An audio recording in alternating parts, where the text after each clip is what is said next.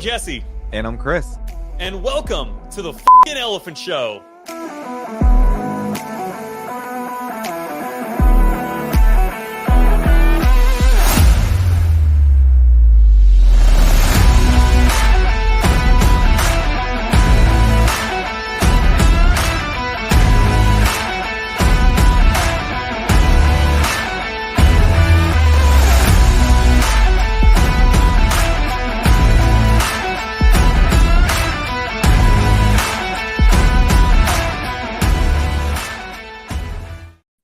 Yo, what's going on? Good morning, everybody. Good afternoon, good morning, good night, wherever you are in the world.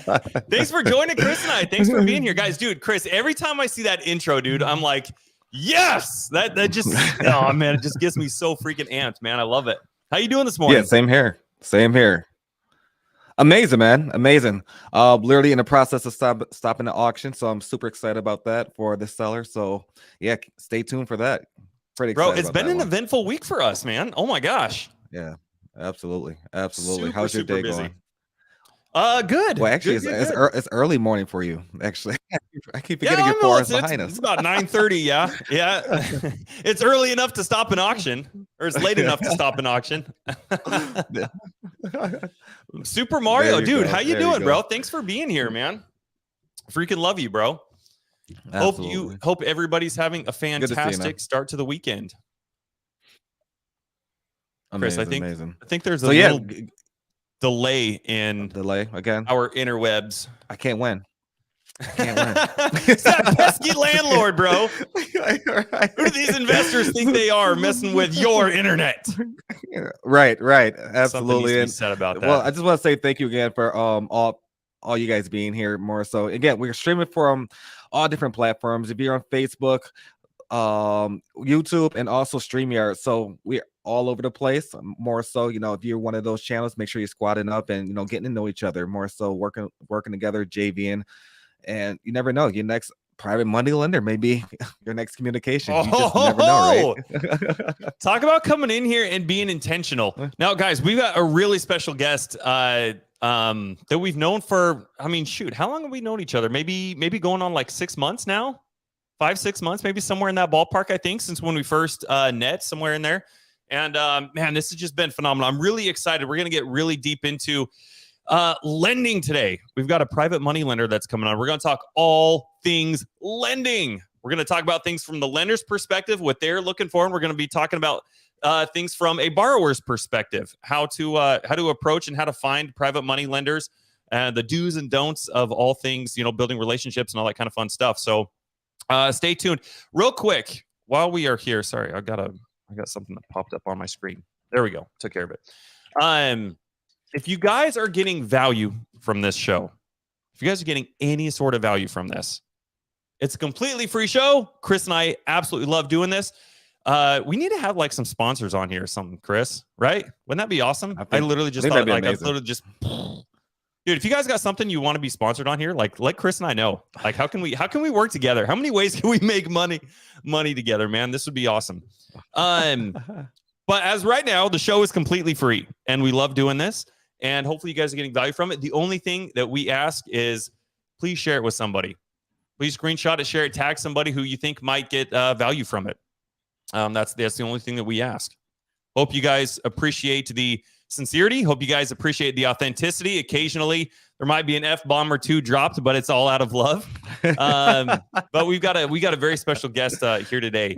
Let's bring on Miss Julie Burkhardt. How are you doing, Julie? Hey, I'm great. Thanks for having me on. This is something I wanted to talk about for a while. And so I thought, wow, who better to talk about it with than two people I know, like, and trust. Well, we appreciate it. Likewise, this will be super fun. I was hoping you were going to come on with like your Black Sabbath T-shirt or something. Whenever I hear that music, I'm like, I think of Beavis and Butthead going.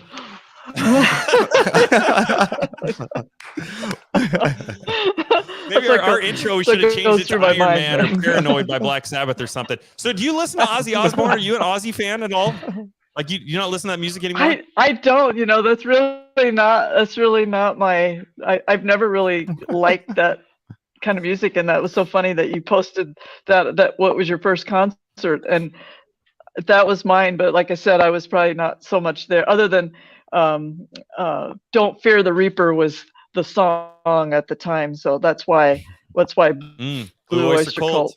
That was probably more than Black Sabbath. So yeah. So it was the Black and Blue tour back in the day. Well, you'll have to Google that and see. Julie, have you ever seen The Waterboy? I'm not giving that up. No. You've never seen The Waterboy? You haven't? Oh wow. Okay, never mind.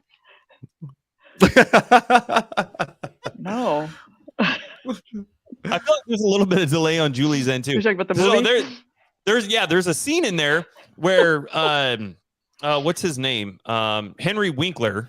What's his real? The Fonz. He plays in there, and he's talking to Adam Sandler, and he's got a tattoo of Roy Orbison on like one of his butt cheeks. And he's like, "What Mama doesn't know won't hurt her." And it just when you sent me that message yesterday, and you were talking about your first concert being Black Sabbath and just everything going on, I bet Julie's got a tattoo of Ozzy Osbourne on her left ass. I know it.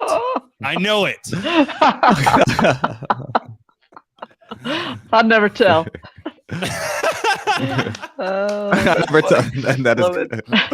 I love it. Well, so Chris, I do want to go ahead, bro. I'm seeing a couple of things right here. So I just want to let you guys know we do stream every Saturday, 1:30 p.m. Eastern Standard Time. A lot of people get that very confused. We are on Eastern time zone. I know a lot of people are all over the place. Jesse has his own time zone. I believe Julie, I'm not for sure if you're traveling or what that looks like. So more so just always I'm on Mountain Time right now. There you go. Perfect example right there. That's a good question though, and more so, Julie, I'm super excited about today. You have no idea. Ooh. I was actually, I think Jesse, I was talking about it last night, like more so like we're super excited. We've been talking about it all week. Yeah. And we're just the knowledge and the value that you're going to provide to just everyone. It's going to be surreal. So I'm pretty excited. I'm going to sit back and relax and just literally let you, drop your nuggets and gems and all that good stuff. And a lot of people really need. Okay. Go ahead. No, just disclaimer. I am not providing financial advice. And you have to do your own due diligence. All of that. We're not attorneys at law, guys.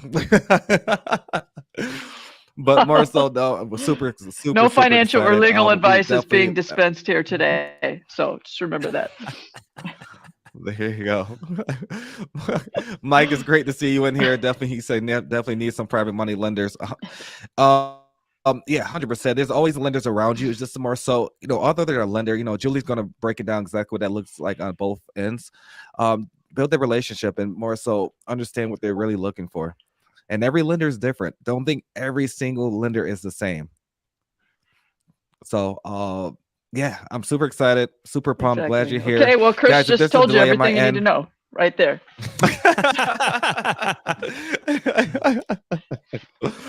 That's very funny. Okay, we're done. But yeah, guys, I'm sorry for the delay. The internet is really bad. I've been trying for almost 3 to 4 weeks now. I think it's probably been 4 weeks. I've been trying to get my internet to just fix itself. I just can't be great over here.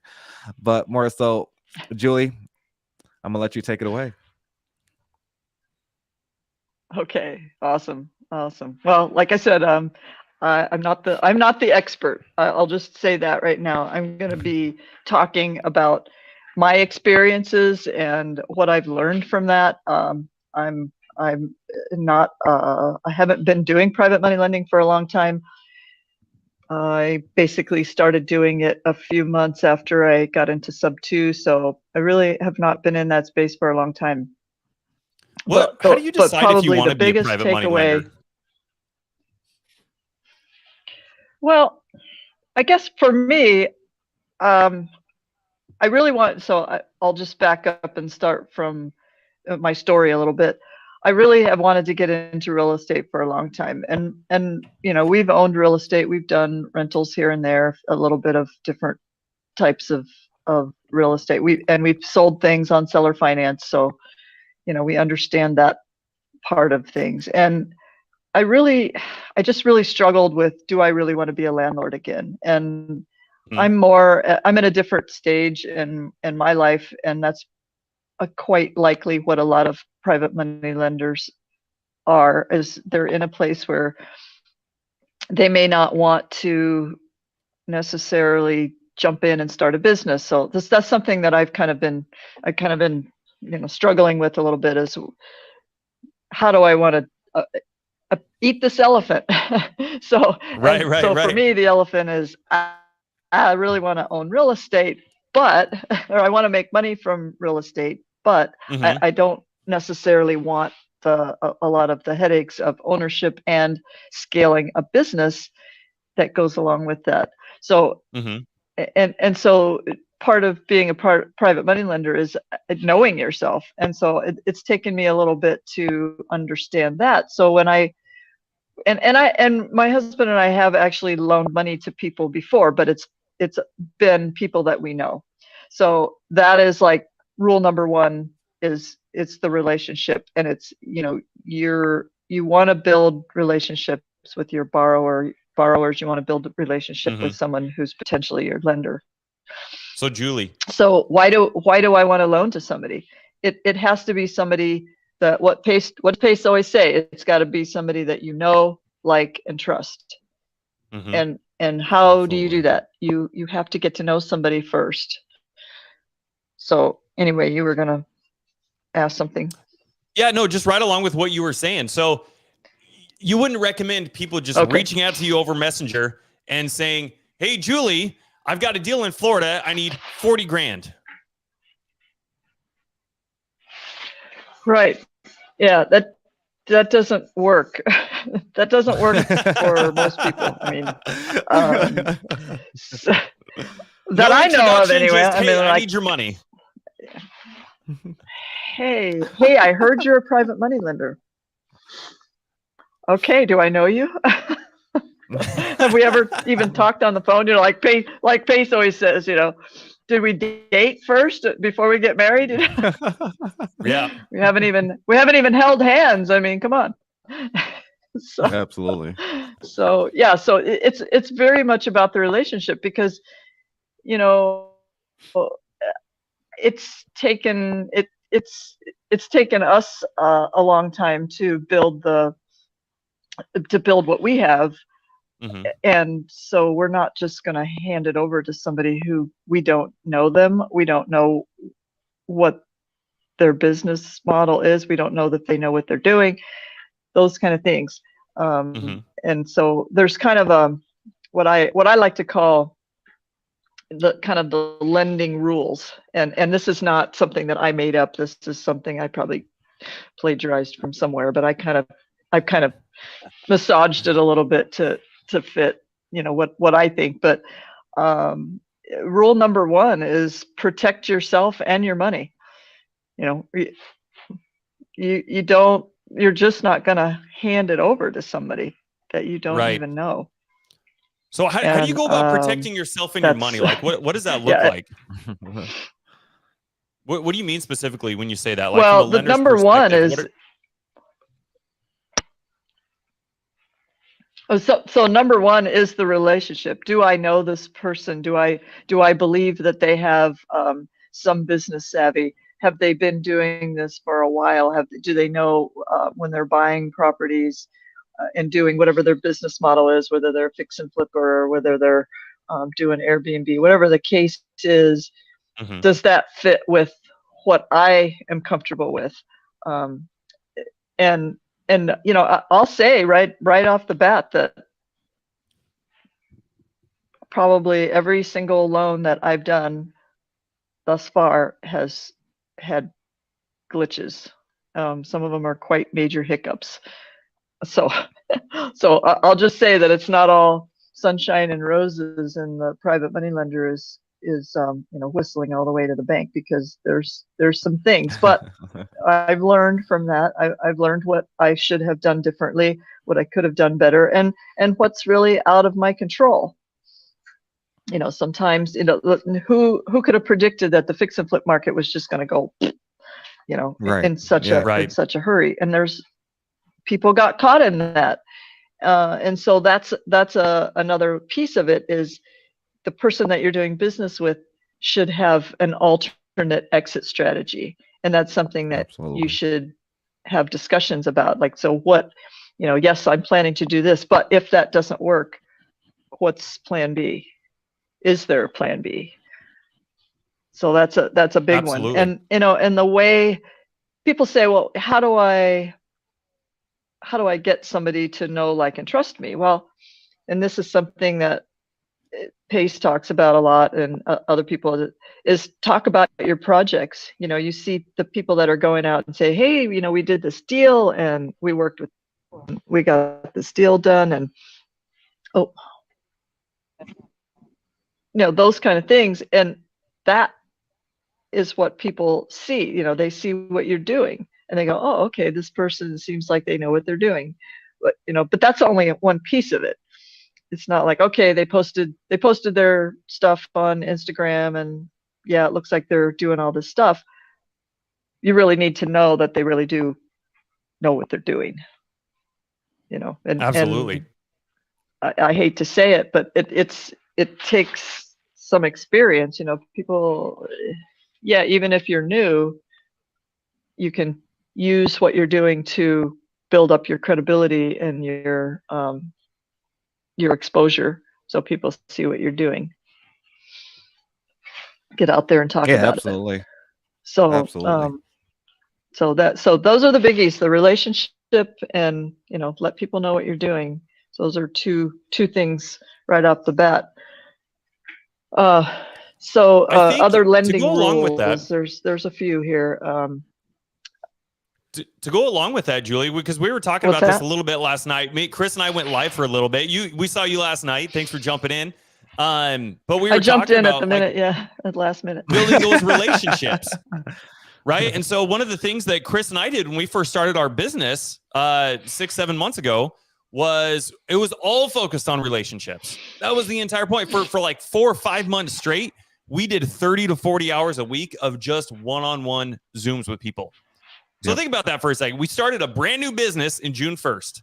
And our first priority, we knew that how big relationships were in the real estate game. And if we wanted to do this fast, and if we wanted to go far, we needed to have those relationships in place. And so one of the things that we ended up doing was we created a Calendly.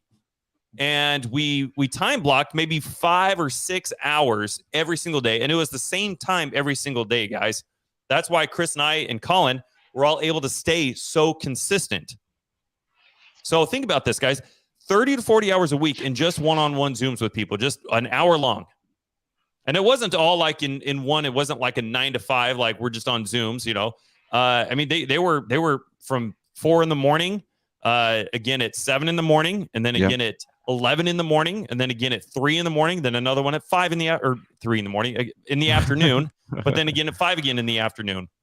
And it allowed us enough time to where we could stay consistent in building those relationships with people.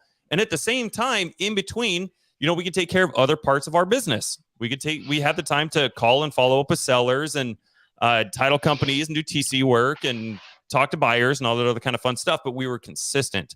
And so we talked to maybe between 30 and 40 people every single week. So guys, that was well over 100 people every single month.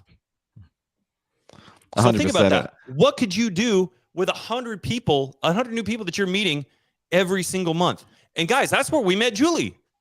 We met Julie on one of those. We took the time to foster and build those relationships. It's so stinking important. Hey, I know this guy. I know this guy. Yeah, it's much more than Colin.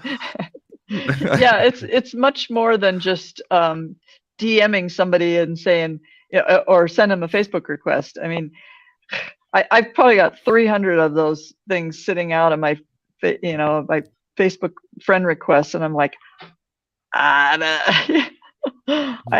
much prefer at least a quick note. I mean, and I try to do that, and I'm guilty too. I have friend requests because that person I've been seeing them pop up, whatever. But yeah, I mean, a little quick note is always a lot. It goes a lot farther than just 900 friend requests. I don't know what to do with it. No, I agree 1,000% on that. And more so one thing that stands out to me, Julie, how do you feel about when people reach out to you and they have no Facebook profile, no kind of nothing, and they're looking for some kind of lending? What does that look like for you? Or their Facebook profile is like a lion, and it's not even of them.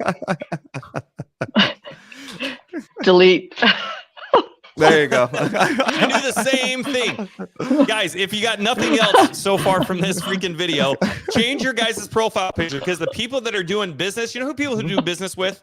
People who do business. And people who do business don't have random shit as their profile picture. Yeah, absolutely. And then right. The last six Honestly, that's what I do. I'm like, I go and look. Yeah, right. I'm like, yeah, and I get it. Some people have a separate one for their family and friends and their business. I get that, but still, it's a little suspect, and you just kind of go, no.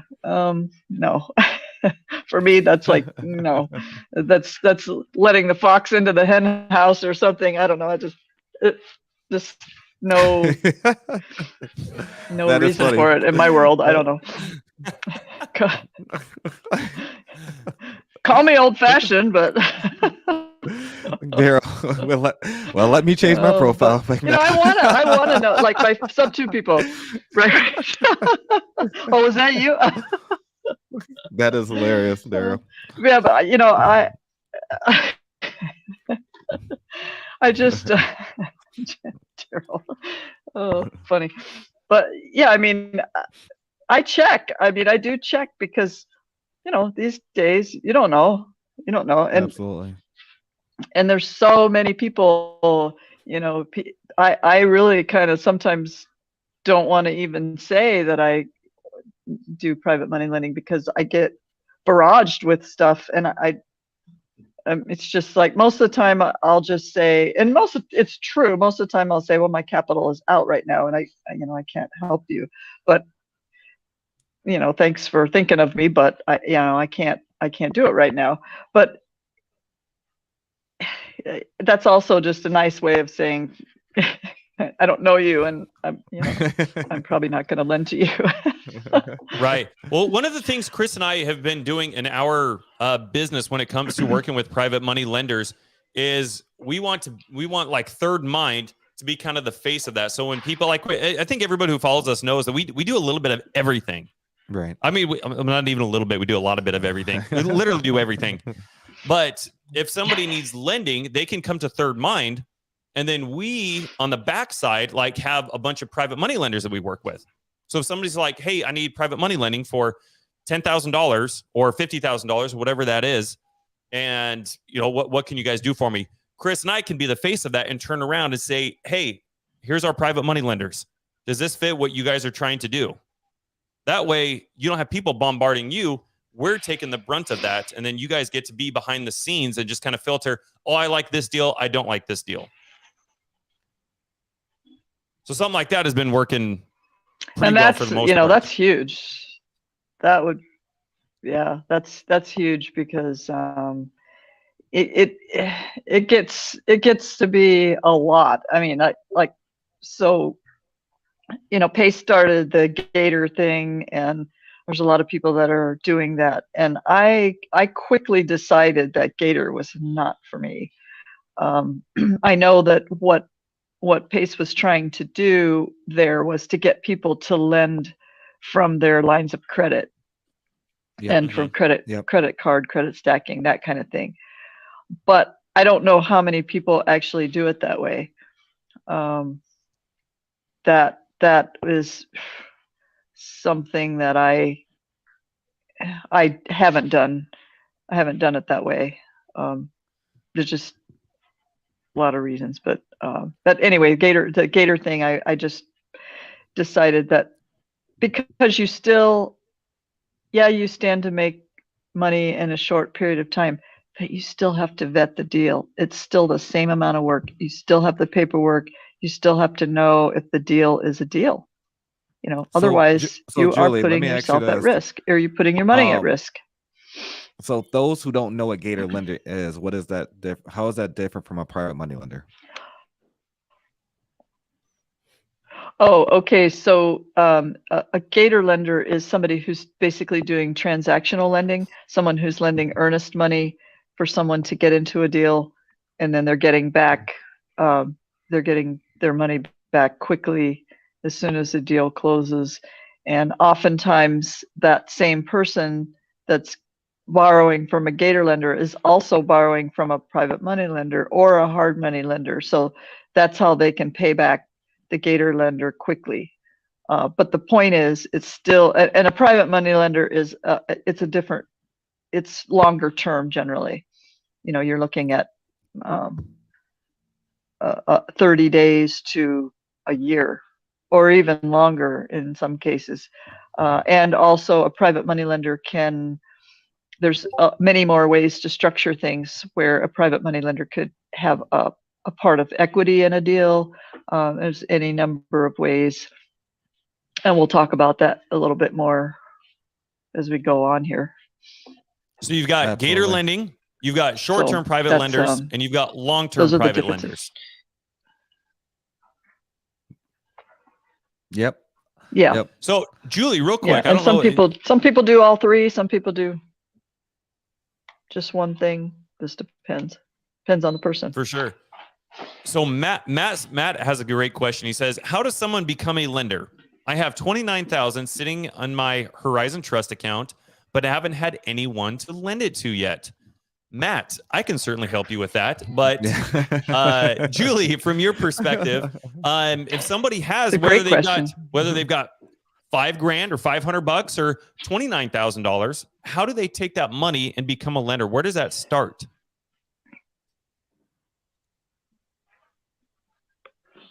Well, it starts with a relationship, first of all, like we talked about, and then it's the deal.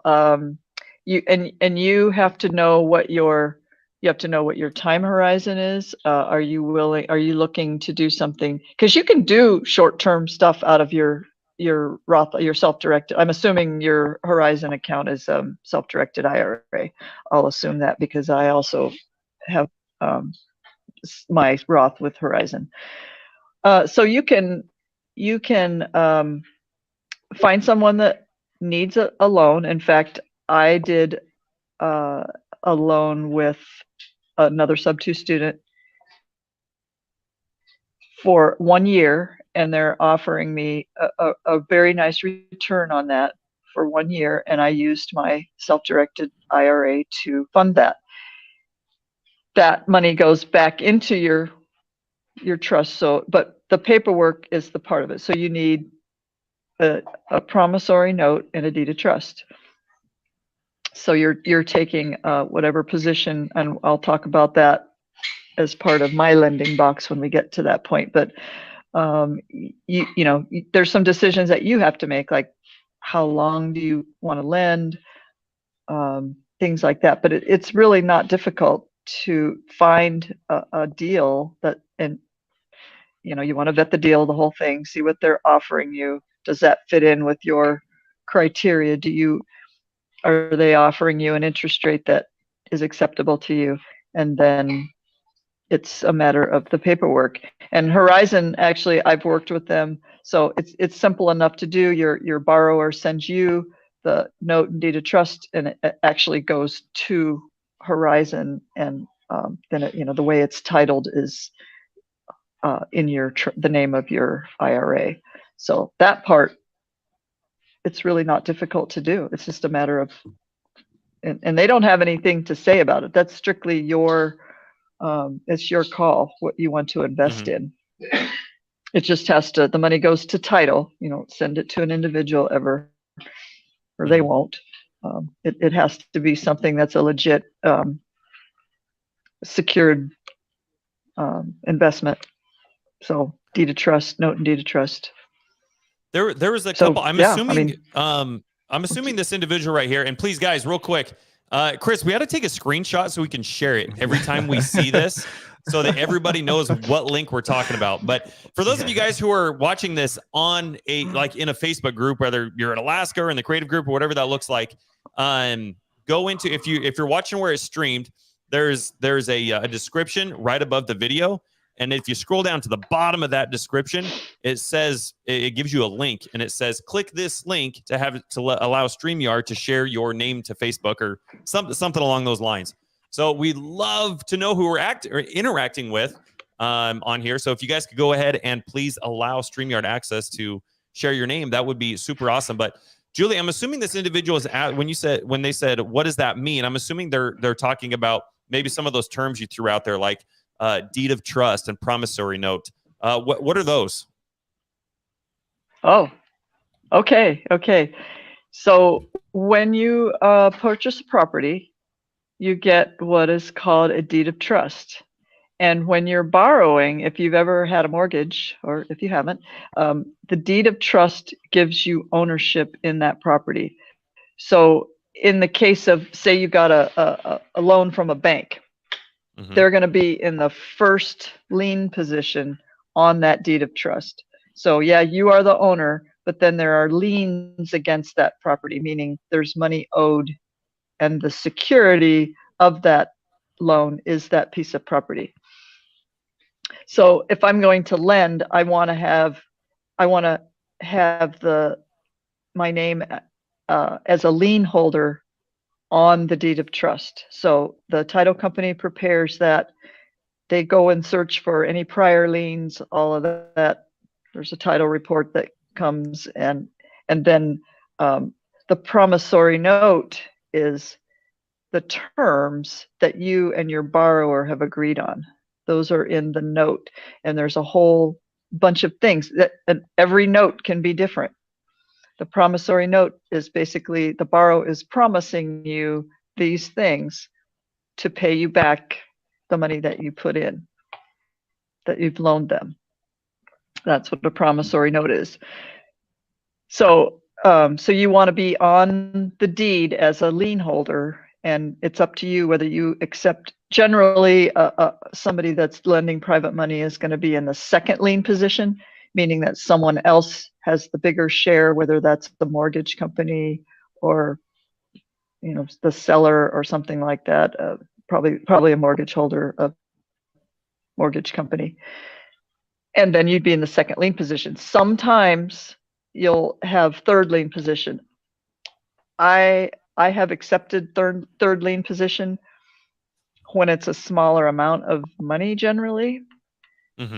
I don't really like third lien position, and someone's going to have to really convince me in the future to accept a third lien position. They're going to have to really pay me well or really convince me of why I should accept a third lien position, because if you don't understand that, that means if something happens and this property goes into default, there's two people ahead of you that get paid before you. And if there's nothing left to pay you, then you have to find some other way to get your money back. So it's a risk. It's a risk. So the reward needs to be worth the risk. Needs to potentially be there to get. Absolutely. It needs to be worth the risk. Absolutely. Perfect. Well, awesome. So, I don't think so there's so many things to know, Julie. and this is what I've really learned in this. What was that? Oh, sorry. No, I said that was awesome. I think there's just a delay. There's just a delay on our end, I believe. Yeah, there's like a three second delay or so. Yeah. So let me go through. I wanted to go through, like, I have like the 10 lending rules, and then I have an example of what my lending box is. So perfect. Perfect. So I kind of wanted to go through this. So, I mentioned before, so number one is protect yourself and your money. And then number two is know and vet your borrower and the deal. You want to know what the ins and outs of that deal. But you want to know that they know what they're doing, and they should be somebody that is known, within the group, or however you choose to vet that borrower. Mm-hmm. So the collateral must have a value that's equal to or greater than the amount that you're lending. So generally, for private money, you're probably lending for somebody to get in, like, for example, a fix and flip. You're lending them the amount that's needed. Like, they've already bought the property, they need the money to do the repair work. And then you get paid back when they actually sell the property and make the profit. You get your principal back plus whatever interest rate that you agreed to. Okay, then you always want to have the promissory note, the deed of trust, and if depending on the deal, a JV agreement. JV is joint venture agreement. You want to know, like I just mentioned, you want to know what position the borrower is asking you to accept. Is that a first lien, a second lien, or a third lien position? And who is that? If it's not you, who is it? Know what their repayment exit is. Are they going to pay you monthly, quarterly, at the end? And that's something that you can negotiate. It's often more advantageous for the borrower if you agree to take your profit at the end, because the interest payments aren't that much anyway. So unless you need the cash flow, it's easier just to take it at the end, I think. I mean, that's how I see it. But if it's a longer term, then yeah, you could choose to do it monthly or quarterly. There's certainly nothing wrong with that. Then you also want to know what is as part of vetting the deal, what is their exit strategy for this property? Are they fix and flipping it? Are they buying and holding? What are they doing with the property? Because that could play into what you're lending, how much you're lending, for how long, all of those things you want to consider. And here's one that I learned kind of the hard way. Make sure you have a late fee in there. Set a late fee, always. Absolutely. Set a late fee. If we learned nothing from renting movies at Blockbuster, we should all know what a late fee means.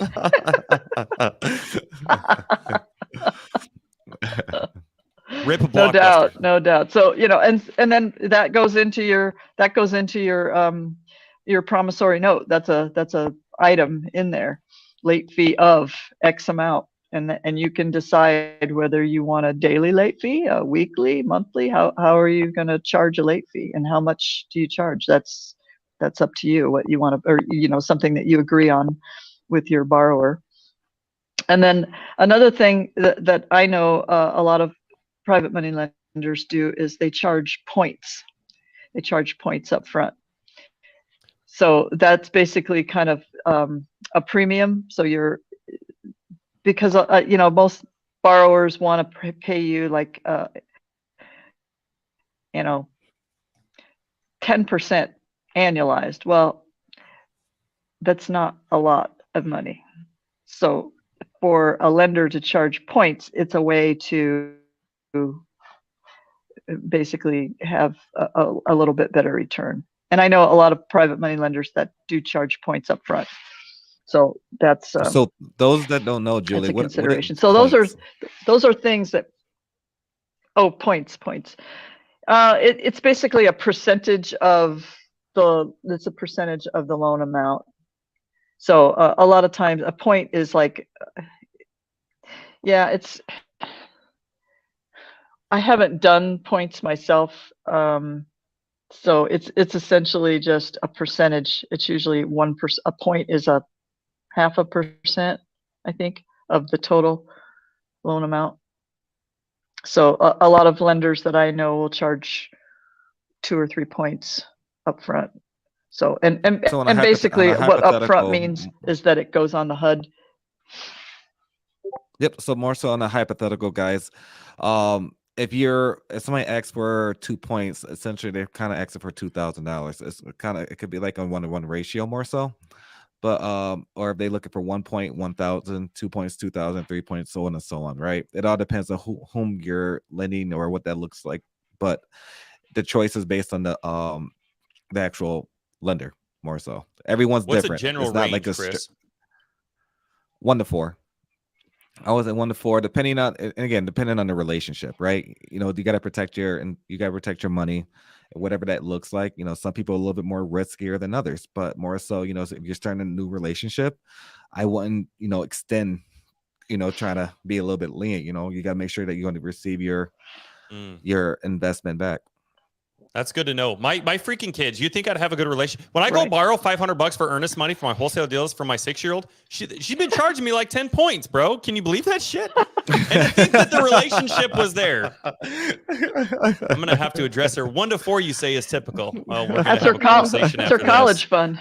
Jeez, oh, Pete. She's the shark. Yeah, there you go. Gosh dang, man, great. Something. So too funny. One thing that I did before I did a lot of lending was I went and talked to a bunch of other lenders and asked these kind of questions, like, so how are you structuring your lending? What are you doing? What do you charge points? If so, how much? You know, because I didn't know how that really worked either, points, because I never did it before, and so it's just it's a way to make sure that you have the kind of return that you want on a deal. Here's a good question, Julie. And like I said, up front. Oh, okay. And Josh says, I have access to approximately $250,000. Any thoughts on where to deploy it? Should I fund deals for others or fund my own deals and pay myself back? Wow. That's a good question. Very good question. Wow. It really depends on your goals. I mean, do you want to own properties or do you want to get a passive return? That's kind of the question. And there's something kind of in between too. And I haven't talked about that yet. And that is that you can, I mentioned it before, you have a JV agreement. That comes into play if your borrower is offering you equity in the deal. So that's something that you want to find out from your borrower is, are they offering you equity at all? And this would be like for buy and hold people, obviously. Can you elaborate on that? Like if equity, like somebody who doesn't know what that means, like if they like say there's somebody who's watching that's brand new and they got $250K, but they're not sure what taking an equity position means. So basically, taking an equity position is part ownership.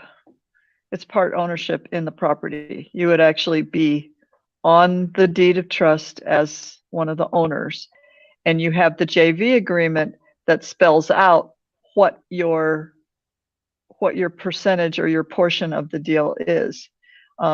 Say somebody says, I want to offer you X percent and a 25% equity share in this property.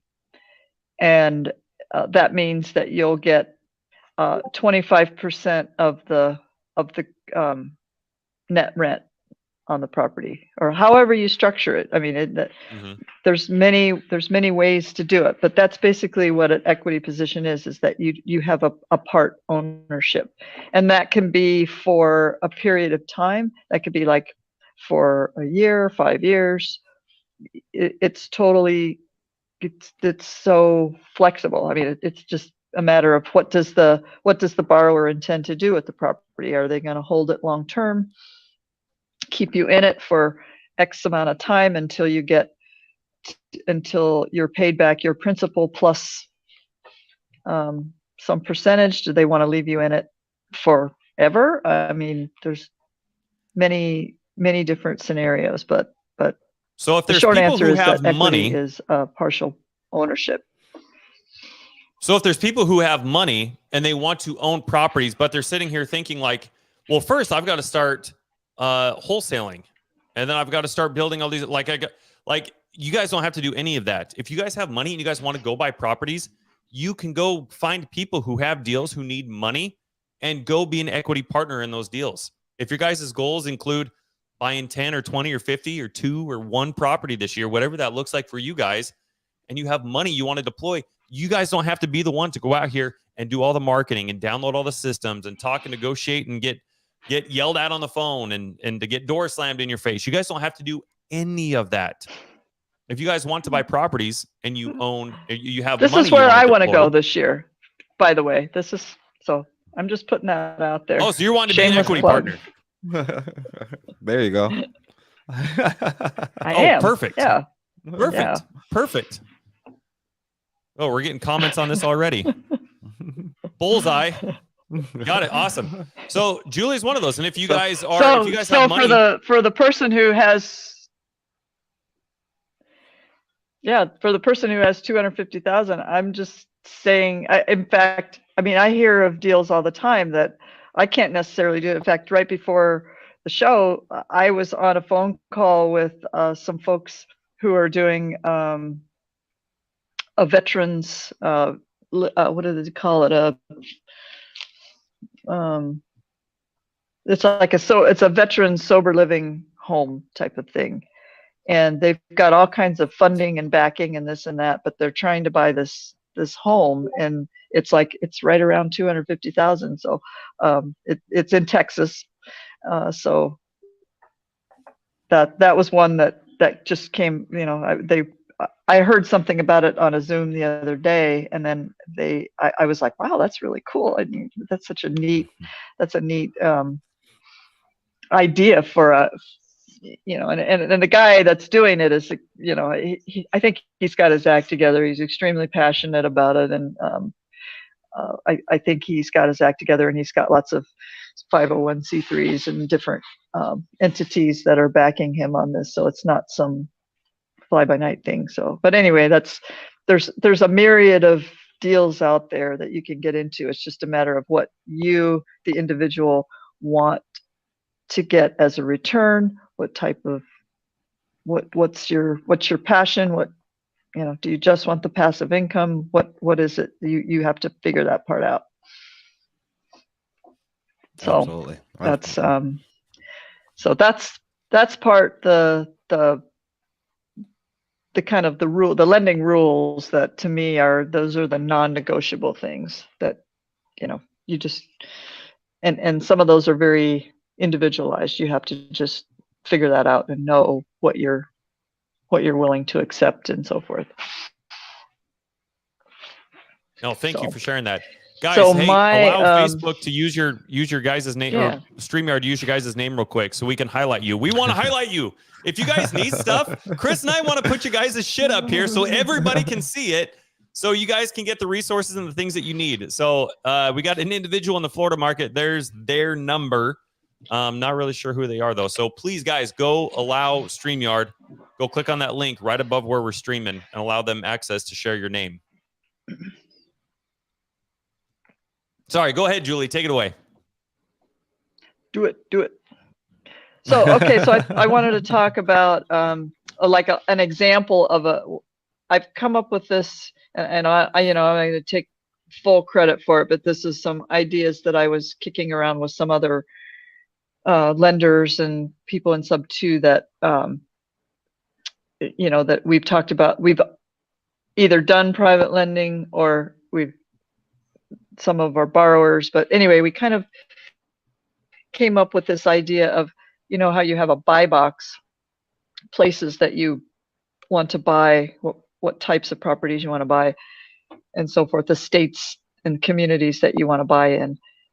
So we came up with a lending box, which kind of is along those same lines. So, and that can be very much similar to the buy box in terms of where you might want to lend. So, and a lot of what's in my lending box is deal dependent. It really depends on what someone is asking for. So it's not hard and fast rules, or it's not set in stone. This is my lending box, and I'm not going to consider anything else. It's very deal dependent, and terms can be flexible if it's a good deal. I might say that I want 12 to 15%, but if you're bringing me an equity deal where over the long term I stand to do better than that, then yeah, I'm going to consider that. I'm not going to say, no, sorry, this is it, and that's it.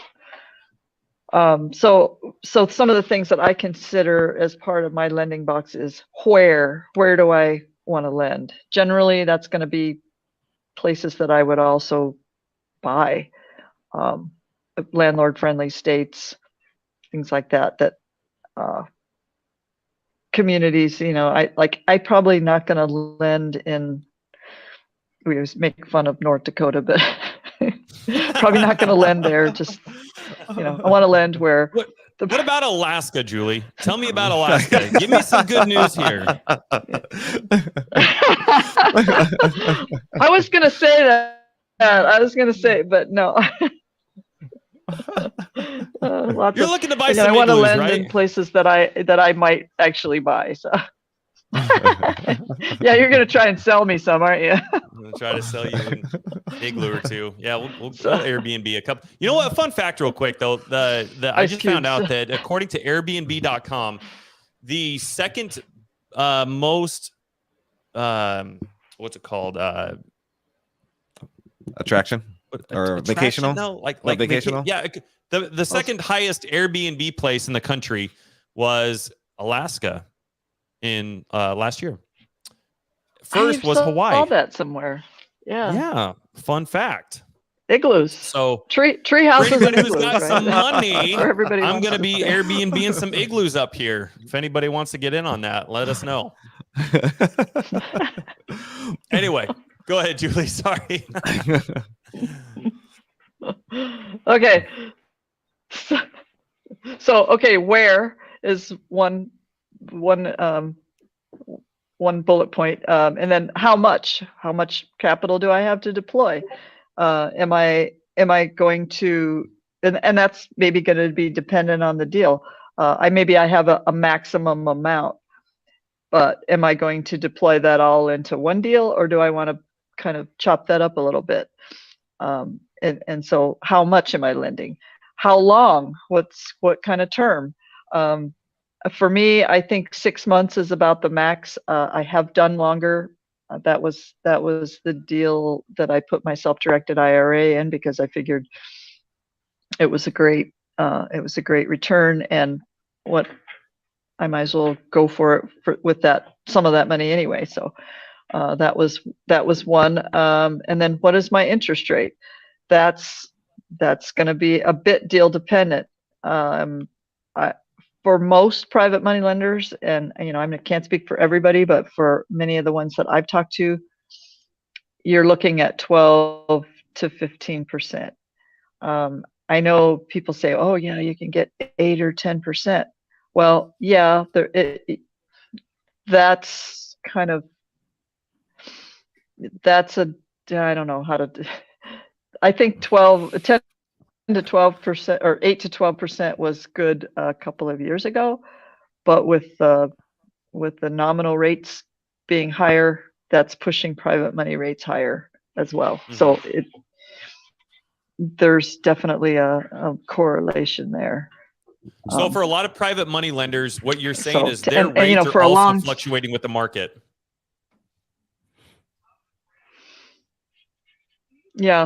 Yeah, pretty much. I don't know any private money lender that's doing less than 10%. I don't know anybody that's doing less than 10%. And now mostly it's not less than 12%. Now, I don't know everybody. I don't know every private lender, and everybody, it's very individual. So, I'm not saying anything is set in stone. It's mm-hmm. just a matter of what does that person want. And that's kind of what I'm seeing, from other private money lenders that I've talked to. For sure. So then the next thing is, and this is an important thing here, is when somebody's offering you an interest rate, you want to know, is that a simple interest rate or is that amortized? Because I'll tell you, my very first loan, I was assuming simple interest and he was assuming annualized. So that was a big difference. A big difference. A big difference. Yeah. So that deal ended up not being not that great of a deal for me because I didn't do my homework. But I learned something, and you know, I learned a couple things on that deal. I learned that I needed to have a substantial late penalty, and I needed to do a better job of negotiating my interest rate because I got it was 10%, but it was annualized, so it turned out to be not very much money for it was 90-day 3-month loan. So yeah, I had my capital out for 90 days and I got a pretty small return. I mean, it's better than a sharp stick, but you know, it's got to be worth it, you know. What's the difference for everybody who doesn't know between annualized and simple interest? Okay, so simple interest means, you know, if I lend you $100,000 at 10%, I'm going to get 10% back. Period. After 12 months. That's it. I'm going to get, you know, well, yeah, in 12 months I would get that's simple interest. It's just a straight percentage of whatever amount that you lent. If it's annualized, it's that amount divided by 12. Oh, I'm sorry. No, simple interest. Simple interest is just, you know, if it's 100,000 and at 10%, you know, I get $10,000. Whether that's in 30 days or 3 months or 12 months. It's correct. And if it's annualized, then it's divided by 12 times the number of months that you've loaned, you know, so if you so lend $100,000, obviously a lot less. If you lend $100,000 at 10% annualized over the course, if you held that for 12 months, at the end of 12 months, you would get a full $10,000 return. But if you held it for 6 months, you'd only get $5,000, for example. Correct? It's half. Right. And then the simple interest is you get that percentage back regardless of how long it's being held. Correct. Right. Perfect. Hopefully that made sense for everybody. Right. Cool. Yeah, no, thank you for breaking that down. Just wanted to tie that in. Yeah, good. I mean, I know not everybody understands that. So the other thing is, where did my brain go? The interest rate. So, okay. So you can also negotiate just a flat fee. So say somebody's going to borrow from you for 90 days. You can just say, hey, I want X dollars at the end of the 90 days, you know, and you just can negotiate a flat fee, which, you know, usually will end up being a little bit more than the whatever going rate. So you'd lend $100,000 and say for 3 months and say, I want 7,000 back. So it's more than 10% annualized, but it's not 10% simple interest. You just agree on a fee. So it's sort of like Gator in a way, that way, but you're just agreeing on what fee you want to lend your money. And you skip the percentage part. Which I have done that, and that really ends up being a little better. It just, you know, gives you a little bit more. Yeah. So let's see. Points, I talked about that. And then the other thing, I think I mentioned it already, is that what type of projects are you interested in lending on? That should be a question that you're asking. So will I lend on fix and flips? Well, I did lend on some fix and flips, and like I mentioned, I got burned a little bit on that. And that's where you really want to have late fees built in there, because you have to remember, it's not just that you're getting your money back late and you're eventually going to get it and you're going to get, whatever interest back, but you have to remember that you have lost opportunity costs. While this money is out and it's coming back to me late, how many deals did I have to turn down because my capital isn't back? That's lost opportunity. That's absolutely potentially money that I'll never get that opportunity back. So you can't account for that, except unless you put something up front saying, you're going to have to pay me a late fee. So that sort of makes up for it, but not entirely. So lost opportunity cost is something that you really want to think about. Then another item is the equity share. We talked about that a little bit already. Is the borrower offering me an equity share?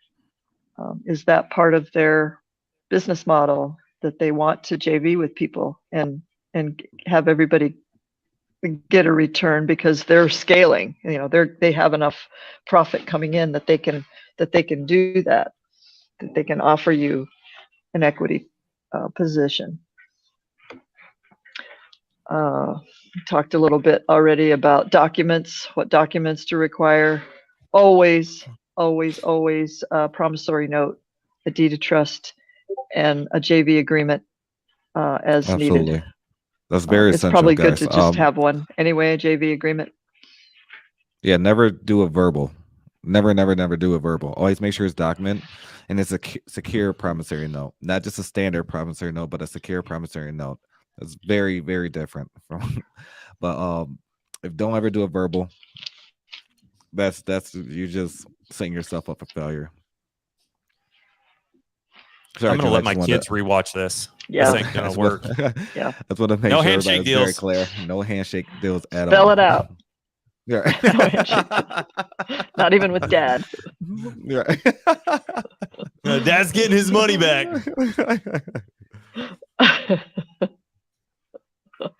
That's good.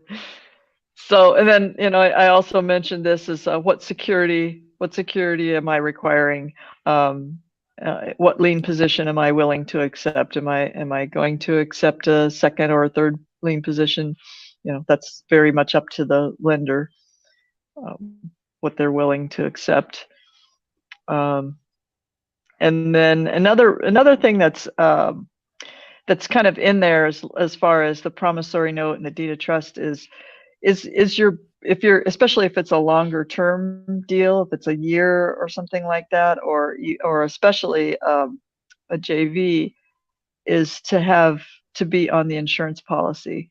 You need to have to be insured on that, be an additional insured, so that if something happens to that property, that you're not just SOL. So and that you may or you may not want to require that. That's just something that is something to consider. And then I also mentioned late penalties.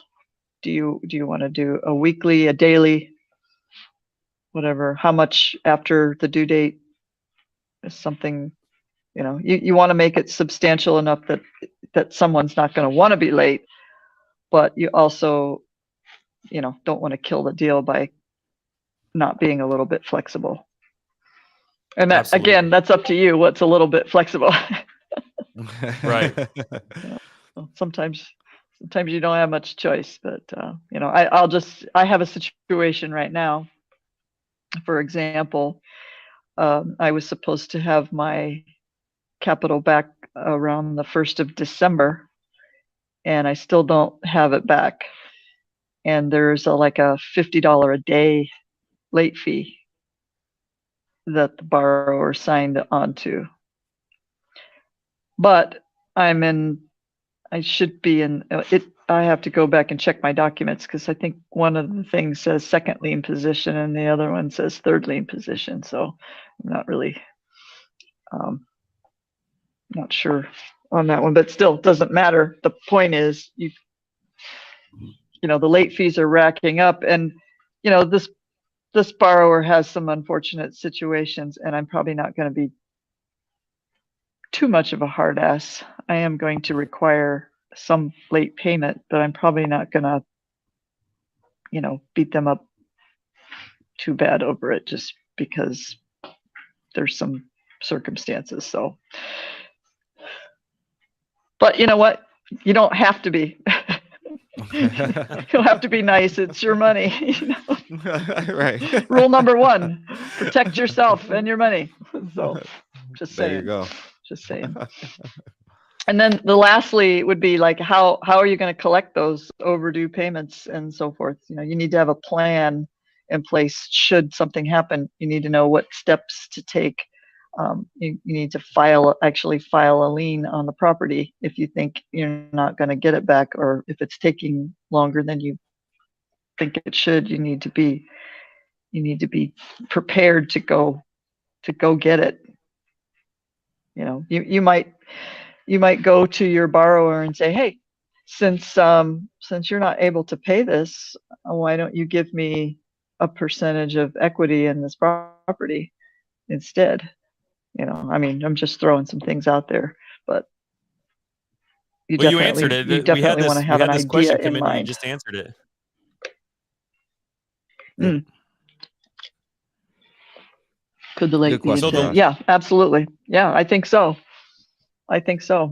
Especially, I mean, in this case of this particular property, it was a fix and flip, and the buyer backed out at the last minute, and so it was like they were kind of stuck with this property that they were going to sell, and it didn't sell. So it was a wholesaler that contracted it at ARV. Couldn't find a buyer for it. Imagine that. No, I'm just kidding. Go figure. So then the insurance. Let's see, other questions. So you really want someone to present the deal to you very clearly. You know, that you really want someone to break it down for you and tell you what is their plan for the property? What are they going to do with your money in this deal? Are they using it to buy the deal? Are they using it to rehab? Are they using it for what? You need to know that just up front, and get them to send you their deal breakdown. You know, don't just jump on a call and they go, oh yeah, blah blah blah, I got this and I'm going to do that. No. Just get it in writing. Get it in writing. Get them to show you what they're doing. Get on a Zoom. Get them to get the whiteboard out or whatever and show you the property. Have them send you pictures. Give you the address so you can look at it yourself. You can look it up or whatever. You know, if you're gonna put your money in something, you dang well should have the opportunity to see what it is. You know, if they're not willing to show you that, or if they think that, you know, that you're somehow going to go try and buy it out from under them or something, then hell with it. You know, there's somebody else that you can have a relationship with. I mean, if that's going to be the case, then, you know, where there is no relationship, first of all. So, yeah. So when you're lending, I mean, let's the person say really you should lend for be like able 6 to months. explain the deal clearly. If you lend for 6 months, are you like as a lender, are you like, hey, I would love just kind of an update status on where you are at the 3-month mark and at the 5-month mark, and let me know where we are at 6-month mark? Or are you just kind of like, do you look over the deal and then you're like, all right, this sounds good, I like the deal, here's my money, I'll see you in 6 months? Like what do you like? How involved do you like to be in things like that? Yeah, that's a great question. I'm glad you brought that up because I think especially if it's a first time that you're doing a deal with somebody, definitely there's a comfort level with having somebody give you that information. And especially when it's coming back close to time that the funds are supposed to be back to you, you want that borrower keeping you in the loop. There is nothing worse than having to chase them down, and I've had to do it, and it's not it's not a good feeling. And when you're having to call, and I mean, I get it. When stuff goes wrong, it's uncomfortable to have to say, I'm sorry, I can't pay you right now. I get that. I understand. But don't keep me in the dark. I ain't a mushroom. Don't keep me in the dark. But I just really appreciate I really appreciate just knowing what's going on. And like I said, if it's a first loan, yeah, and it's 6 months, yeah, it would be great to have a little update. How's it going? How's the project going? Is it going according to schedule? Are you happy with how it's going? Stuff like that. That just doesn't take long to do that, to update somebody. And just, I think most lenders would appreciate that. Some may just go, just send me the check. But I think most people, if they're lending their own money, they're certainly interested in where it's at. So no, I couldn't agree. I couldn't agree more, because more so, even Jesse and I, we actually just finished a fix and flip right over in Alaska. One of our lenders on that, he wanted to be extremely hands off. He didn't really want to know much about it, but more so, Jesse and I and our other business partner, we still kept them updated. More so, like send them pictures of the before and after. We're going to list it this day, the clean outs this day, whatever that looked like. He really didn't want, he didn't want to be updated, but we felt like it was our obligation to actually make him aware what was happening. And I think if you're like ahead of the game, more so specifically, especially when you have somebody else's money, communication is everything. I personally want to feel comfortable going 6 months or even 12 months not communicating about that specific project with not speaking to my lender in a year, and I have their money. I don't think that's right, in my opinion. So and again, every lender is a little bit different. A lot of people like to be hands-on, a lot of people like to be hands-off. It all just, that kind of gears back to the relationship part, but understand exactly your lender, what's your expectations from your lender. Expectations, absolutely. Yeah, for sure. That's huge. Yeah, that's really what it comes down to, once again, is the relationship. Transparency, yeah. Transparency, for sure. That's how you're going to keep that relationship going and be able to do business with that person going forward. And have that person say, hey, yeah, these guys are great to work with, because they take care of the details, they keep you updated. You could recommend your friends to go lend to somebody. Lend your money to Jesse and Chris. Julie, let me ask you, do you, from a lender's perspective, do you also lend on like syndications? Or are you I'm glad you asked that. niche? Yes. No, I'm glad you asked that, because actually one of the first things that I did lending wise was I loaned on it's not really it's a loan, but syndication, yeah, it's sort of a loan, it's an investment, whatever you want to call it from the SEC standpoint. But it's you're getting into a deal for longer term. So what I did was I used some of my self-directed IRA, and I invested into a multifamily deal with Pace and Vina back last summer. That was one of the first multifamilies that Pace did. It was that one in North Carolina. Yep. So I used some of my self-directed IRA to get into that deal. So yeah, you definitely can do things like that, and those are more they're a little bit longer term, and you get a you know up front what your basic rate is going to be. They hope to return a little bit more to you than they say that's in the documents that you sign. They want to give you a little more than that. They want to under promise and over deliver. So in those cases, you're generally getting like a quarterly payment for so many years until they refinance. And when they refinance, they return your principal. And then you may or may not stay in the deal. It kind of depends on how the documents are, where the PPM is worded. I'm considering a deal right now where it's also a syndication. Syndication, if you don't know what that is, that's just a group of investors going together and putting larger sums into larger deals. That's basically what a syndication is. It's a fund.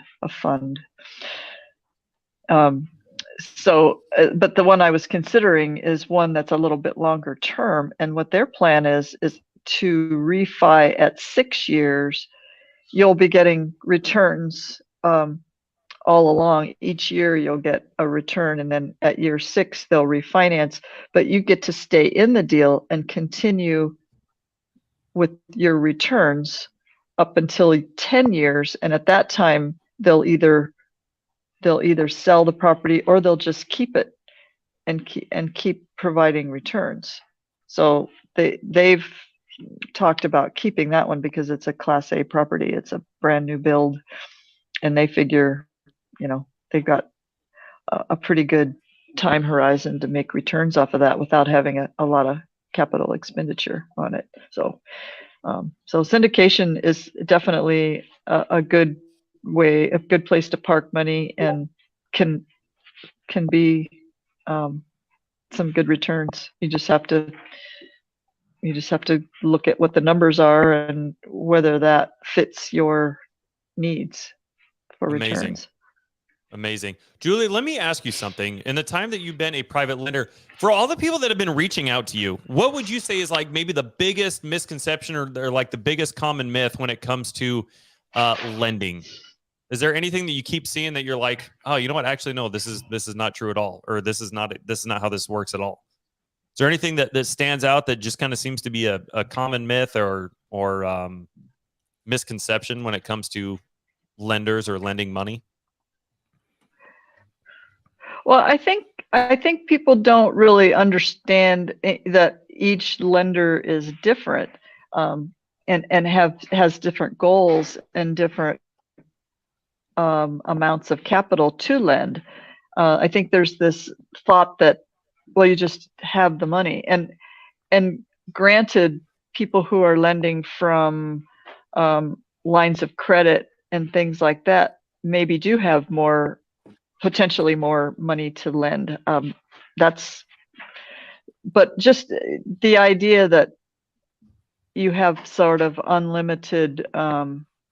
unlimited amount of money that you can lend, and that anybody who brings you a deal is going to get a loan. That's, I think, because I get that and just the whole, hey, I heard you're a private money lender, I've got this deal over here. Those two things. So you're a private money lender, so let me just hand it over. That's the kind of thing. I guess it's just a lack of understanding the relationship, and that you have to build one, and then understanding who that is, who you are as the borrower and who the lender is as the lender. So, I can sometimes see, it's not a good fit. I mean, obviously, like I said. Go ahead. Yeah, no, for sure. Well, just as you were explaining that, you were like, well, it's not, the expectation isn't that I just have like unlimited funds here. And I just thought of that scene off of Dumb and Dumber at the very end when he goes to open the briefcase and it's got a shit ton of IOUs in there. He's like, that's as good as money, sir. Those are IOUs. Go ahead and add it up. So IOUs does not work for currency for you, Julie. I just want to let me clarify that. Let me dispel that myth right here and right now, since we're talking about myths. IOUs do not work, fam. Show me the money. If somebody wants to be a lender, let's see, because we got a lot of people in here. We've had a lot of great questions. Thank you guys very much for being here and for asking these questions. You guys have some fantastic questions. We're getting ready to wrap up here. Probably have about another 10 minutes or so. So if you guys have anything that you're just dying to know or anything you want to ask specifically, or if you guys have deals or something, like I said, let Chris and I highlight you. Let us throw you guys up here. But if Julie, real quick, if somebody wants to start lending on Monday, what is step one, do you think? Where should they start in terms of just maybe learning about it, protecting themselves, building that relationship? Like what is step one? Well, you can, I'd say, make it known that you're a private money lender, and that you, how would I say it?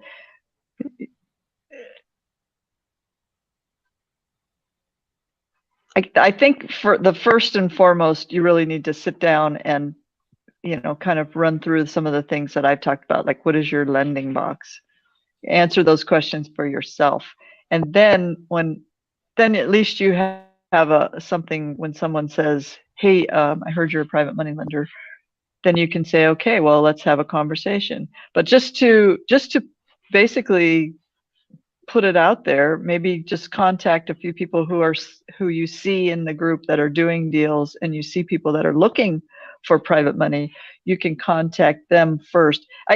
I think I have a little bit of discomfort with saying just put it out in the group, because that's really not the way to go about it. Really, I mean, like I put it on my name when I'm in the Zooms. It'll say PML, and I know Pace brings it up because I have loaned to him. And why do I loan to Pace? Because I know, like, and trust him. If he was some guy off the street, I probably wouldn't be lending to him. But yeah, I mean, so look for people inside your groups that you see are consistently doing deals, and approach them and say, hey, you guys look like you know what you're doing.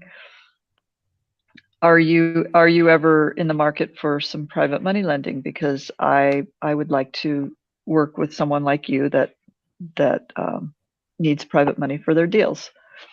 And that's how I would go about it. And then you start to build that relationship. So you have the money, and you've gone to someone that you think has a reputation.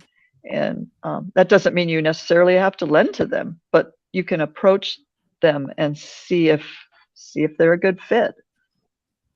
So that's what I would do, is sit, be honest with myself as to how much money do I have, and then all those questions, where do I lend, what types of projects, those kind of things, so that when somebody does come to you, or when you go to them, you can say, these are the kind of things I lend on. This is my lending box. Perfect. Generally. Beautiful. So. Beautiful. Does that help? Oh, 100%. Yeah. No, that gives everybody action steps. If this is something you guys are wanting to do, step one, you've already got it. Go out there and start letting people know what it is you're wanting to do. Start building relationships. Start talking with people. Rebels Haven, Alaska. Dude, this is my buddy Joe, dude. Him and I joined the Air Force together in 2009, man. I got some pictures of us going way back. What is the minimum dollar amount to be considered a lender? Well, if you ask my kids, it's $100. They're $100. 50 cents. There you go. I don't think there is a minimum, honestly. I'm $1.298. There you go. Yeah, I don't think there is a minimum amount. I mean, I think if you have, so I think a lot of people that do the gator lending, which again I see as being very different than private money lending, you can lend $5,000 or $10,000. I think for bigger projects, most people that are doing either buy and holds or fix and flips are looking for a little bit more. You're looking at maybe 25 to and up. But I honestly, I don't think there's a minimum amount. It's a matter of finding, you know how much you would like to lend, and you can like go to somebody like Jesse and Chris and say, hey, I'd like to work with you guys. This is what I have. Do you have any projects that would fit with the money that I have to lend right now? And then you can start to build your capital, and then you can lend on larger deals going from there. But yeah, I mean, I don't think there's necessarily any minimum. Yeah, I couldn't agree more. I don't think there's a set dollar amount to become an actual lender. Start with your kids, guys. Turn your kids into lenders. Start borrowing money from them. No doubt. Yeah, I agree with Facebook That's user. great. And pay your kids too. It's definitely easier said than done. More so, just just don't go out there just trying to give your money away. Just as Julie stated earlier, starts with the relationship. Understand exactly what their goal is or what their ultimate objective to do with your money. Right? If I call somebody and say I need $15,000. I expect that person to ask me when they're going to get it back. What do you need it for? And whatever that may look like. Because specifically, if somebody called me and asked me for 20 grand, I'm going to ask questions. I'm not going to say, okay, no problem. Let me just send it right over to you. Not at all. It's going to be a lot. It's going to be a list of questions, Right. a checklist along that. And then one, it's not going to go directly to you. It's actually going to go through an escrow title company or attorney. And that's very essential. Make sure the money is. And that is like, Chris, that is pivotal right I'm there, glad bro. you. Yeah. Yes. I'm so glad you said that, because this is like the other rule number one, and it goes along with protecting your money. Never, ever, ever, ever, ever, ever, ever send your money anywhere but to title. Absolutely. Don't send it to somebody's bank account. Ever. Never. And if somebody's trying to give you a story about, well, blah blah, this or that, just like, bye-bye. Run, just run. That's all. Yeah. So no back alley suitcase, like cash exchanges, no nothing like that. I owe you. Cool. Yeah, cool. No, I think that was awesome. Great piece of advice right there. Because I think a lot of people, man, they're like, hey, I need for sure 30 grand or 10 grand or whatever. Here's my bank account information. Yeah. Bad news, bro. Yeah, just be very, very careful. Bye-bye. You just know, delete. You get a couple exactly delete real quick, but you'll get a couple people that really try to do that, and just be careful. Just don't give money to anyone.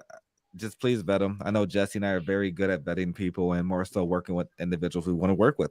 As Julie said, you got to like them, you got to trust them, you got to want to work with them more so. And transparently, like I said last night when we was in our pre-show meeting, if I should say, we don't work with everyone. A lot of people want to lend to us, but at the same time, we have to get to know you. It just we just not going to take money from anyone. So, and I do want to put a staple on something as well, as far as documentation. Make sure paperwork is correct. If you're a lender out there, make sure your paperwork is correct. There are TCs that can help you with that specific paperwork, whatever that may look like, especially within sub 2. You can utilize our company. You can utilize Caleb Christopher's company, and there's Love Francis. We all have TCs that are experienced and know how to structure it properly. So sometimes you do got to spend a little bit of money to there's to make a sure bunch of really good TCs in the group. 100%. I can go down a list of a bunch absolutely. of them, and they're amazing. So the person that said, go ahead. Yeah, there's some really good ones in the group. But what I was going to, the person that said easier said than done, it really isn't that difficult. That it's just very much about the relationship. Honestly, it's just that. And I've kind of learned that the hard way a bit, maybe a lot. but I've loaned to people that I do like them. I probably didn't know them as well as I should have. I maybe didn't vet them as well as I should have. It's just because someone is in sub 2 does not necessarily mean that you should do deals with them. You need to have that credibility piece, and you need to know that you need to educate yourself in sort of what's a good deal. And if you don't know, heck, there's people that can help you with that. I mean, if someone brings me a deal and I'm like, well, it sounds really good, but I'm not sure, I'm going to call somebody that I trust and go, hey, Right. guys, does this sound like a good deal to you? Can you help me with this a bit? Would you, could you take a quick look at this and tell me if I'm, understanding this right? So, there's no need to feel like you're out there all alone and, someone brings you a deal and you're just like, that sounds like a good deal, but I don't really know. Ask somebody. Right. Absolutely. Absolutely. Just. Whoops, sorry, Yeah, Chris. We clicked on that at the same time. Yeah, no, as with anything, guys, you guys, you don't have to do this on your own, and nor should All you. my friends. Nor should you. So going back to what we were kind of talking about earlier, like if would you guys agree, Chris and Julie, that probably the main overarching theme of this entire thing, and I'm so glad this is recorded because there are so many great nuggets to go back and reference and make sure, okay, make sure I've got terms and everything right, and my debt is secured, and knowing all these different terms. So there's so many great nuggets that were dropped in here today. I really appreciate it, Julie. But I would say a main overarching theme to this entire conversation over the last hour. I've really wanted to talk about this for a while, so this is. Yeah, no, this is awesome. This is fantastic. I'm glad that we were able to do this, and I would love to continue doing this. Yeah, sorry, there's like a 3-second lag or for sure 5-second lag or whatever it is. I know. It's a long way from Alaska. Eric hit the nail on the head, though. The power of relationships. The relationships is the entire overarching theme here, guys. So if there's some key takeaways here, it would be if your Facebook profile is of an animal or anything except you, and you're planning on building a professional relationship with somebody, that's not going to hack it. Like Julie said, Chris and I do the same thing. If you send either one of us a friend request and it has a picture of anything else but you on there, delete. We love you, but we just want people who are serious in what it is they're trying to do and how they present themselves in all facets, not just in person. I think what people post on social media is so important. I mean, we were talking about vetting relationships, right, Julie? That's one of the first things I do. I start going down people's Facebook. If they start getting posting some dumb shit in there, or if they are criticizing, condemning, or complaining, I want nothing to do with those individuals. Agree. And it's crazy what people will put out there on their social media. Super, super easy. But it starts with your Facebook profile picture. So if you guys have anything except you on there, that needs to be changed if you're wanting to build high-level and serious relationships with people. Number 2, IOUs. Yep. I don't know if we came to a clear conclusion on that, but I'm going to lean in and say that is not currency. That's not going to suffice with a PML. Julie, would you agree with that? Yeah. Perfect. Yeah, you got that. So no IOUs. Okay, and then hey, there's one little thing. One little thing that I want to. Okay, go ahead. Oh, okay. There was one thing that I wanted to throw out here that I came up against, and I didn't mention it earlier. Is I had a loan that I did in my Roth self-directed IRA, and it was with another sub 2 student, and they offered me a really, really good interest rate for 1 year. I think it was like 20%.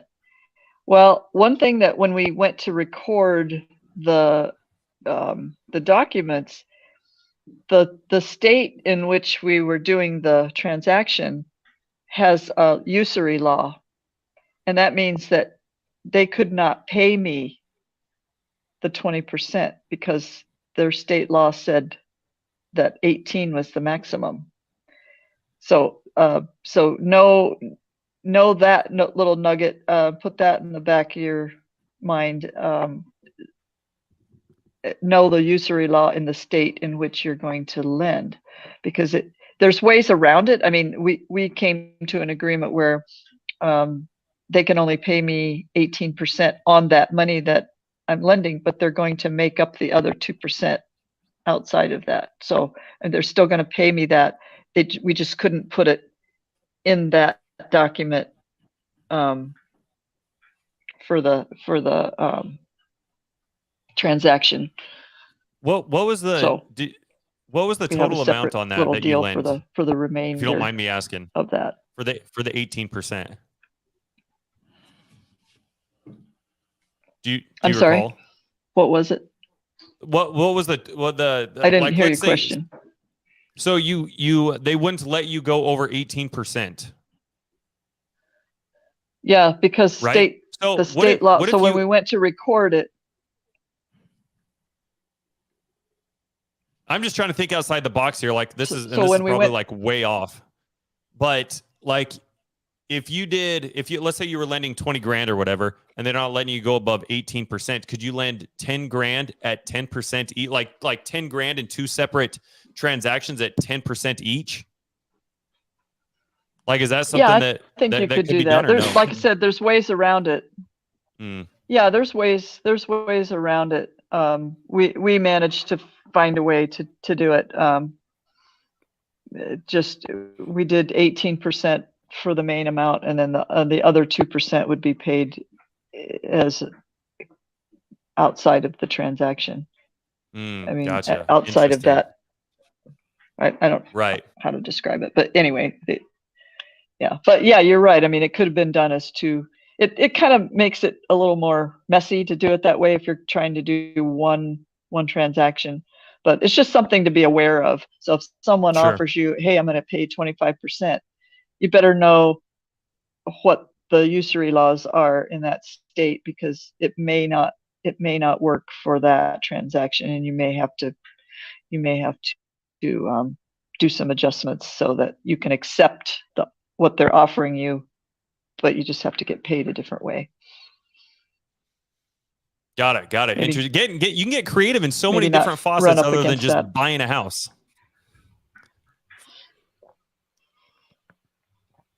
For sure. All right, guys. For sure. Step one: get off this Zoom, get off this show, and go create a Calendly link right now. I'm actually surprised that nobody created a Calendly link and started posting it in the comments. At least I didn't see anybody do that. That would have been something that I would have done. I would have created a Calendly during this and then just started posting that link in the comments and had just started filling up that Calendly for next week. Start doing what Julie is talking about in building those relationships. And if you spend some time and you're consistent doing that, you're gonna get money. You're gonna find people that need help with deals. You're going to find people to make money with, in so many different faucets. But you have to take the time to put the effort into building those relationships, and it's something you got to stay consistent with. If you guys have an hour a day, and you can break it up however you want to into 2 30-minute different segments, maybe one in the morning, one in the afternoon, whatever that looks like. Do it and make it Monday through Friday. So you're talking to 2 new people every single day.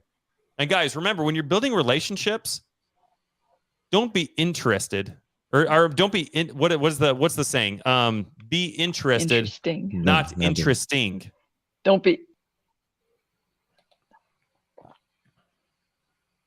Yeah. Find out and lead with value. Yeah. Service. What is it the other person needs? And regardless, don't go in there with any expectation other than just to lead with value. See where you can help. And just start building relationships, guys. Where do I go to make this counting link? It's not a counting link. It's Calendly. Like calendar, except it's Calendly. You can download the app. They have an app, CALANDELY or something like that. CALEND. I'm terrible. Whatever. Calendly though. Calendly. Anyway, Julie, where can people reach out to you? What's a good way to get a hold of you if they need money? They want to start building a relationship with you. How can they start working with you? They can reach out to me on Messenger. You can DM me, and I'll get back to you. Usually people just DM me through mostly through Facebook, or if you see my phone number on the Zoom, you can always just send me a text. That's better. That way then I have it so I can get, and make sure you put your name on there too, because I get tons of numbers that I have no idea where the phone number is coming from. So please put your name in there. It really is. Put your name in there. Put your name in there. I wonder if she is watching right now. I want to read you guys something really quick. I'm gonna block out their name, but this stood out to me. Chris and I had a meeting with an individual. Was it yesterday morning? I think it was yesterday morning. And Chris and I turned our Calendly off right now from having conversations with having one-on-ones basically with other people right now, just because we're just pivoting in our business right now, so we just don't have time to do that. But it's something we're going to turn back on. However, that being said, I want to share something with you guys because we had an individual reach out to us over Messenger, and it stood out from literally how 99% of the people reach out to Chris and I, and probably Julie as well. I would venture a guess. Most people reach out to Chris and I, and they don't even introduce themselves. They say, hey, I'm a wholesaler. I need some help. Can you jump on a call? Like, there's that entitlement there. Like, wait, what? Excuse me? Like, we all don't have stuff going on. But I want to read you again. I'm going to omit their name, but I'm just going to read you what they sent Chris and I. And so I knew immediately. I was like, dude, we're hopping on a phone with this person. But it says, hi, Jesse and Chris. My name is blank, and I'm new to the Creative Finance Group. I was just listening to your call today and just wanted to thank you for hosting and sharing your personal experiences and your insight. Truly appreciate what you both are doing, especially for a newbie like me just getting started in real estate. I'm not a sub-2 student yet, but I'd love to offer newbie help to anyone you guys might know. Like Jesse suggested, I'm looking for ways to contribute and add value in exchange for experience and in education. I'm based in Raleigh, North Carolina. I got my LLC set up and signed up for Privy 2 days ago, and I registered for Pace's Elephant Challenge at the end of the month. My avatars are direct to seller, direct to agent, connector, and willing to work for someone. My focus is on wholesaling to begin and buy and hold for myself within 12 months. I'm happy to hop on a Zoom and meet you guys to get better acquainted. Please feel free to let me know if you're up for that and what works best for your schedule. Thank you again, guys. I appreciate the guidance you're putting out there and look forward to connecting and learning from you, learning more from your show. Cheers. Wow. Awesome. What a way to introduce yourself to somebody. Nothing more than just saying, hey, this is who I am. This is what I'm trying to do. These are my avatars. I just want to help people. I'd love to connect with you guys and see if I can help you guys. Do you guys maybe know somebody? Like, I'm willing to go work for somebody for experience and an education. This is where I'm based out of. This is what I'm trying to do. How can I best serve you? I thought, wow, that was a phenomenal introduction. I guarantee you guys, if you guys can do something to that extent when you're reaching out to people, wow. Relationships, guys. Right. Well, I don't have anything else. Julie, thank you very much for being on here. This is phenomenal. We've gotten so many great feedback. We have so many great comments. Chris, do you have anything that you would like to add, or Julie, do you have anything you guys would like to add before we cut it? No, I don't have anything else. No, I think we covered a lot. Thank everyone for being us. Julie, you're freaking amazing as always. Guys, just always protect your money, whatever that may look like. Paperwork and the borrower. Just please protect your investment. Never do a handshake. That is the key. And also make sure you vet whom you're working with. Love Absolutely. It. Appreciate you, Julie. Thank you. It took us 2 hours to get to that. Oh yeah, I'd love to help. I mean, I felt for a long time that I really needed to contribute something back to Sub 2 because I've met so many amazing people, including yourselves, and um, there's been so many people that have just kind of helped prop me up and helped me with so many things, and so this was a way for me to give back something, and I really appreciate the opportunity to do that. So thank you. Thank you. Oh, absolutely. No, we appreciate you. We love you. You're an amazing individual. We're very humbled and grateful of our friendship that we have, and we're looking forward to doing some awesome stuff with you this year. So thanks again for spending some of your time. I know we held you hostage for almost 2 hours today. So love it. Well, you guys enjoyed the rest of your Saturday. Please reach out to Julie, guys. Get to know her. She's an amazing individual. She's got money that she wants to lend. Let's go. You guys have a good one.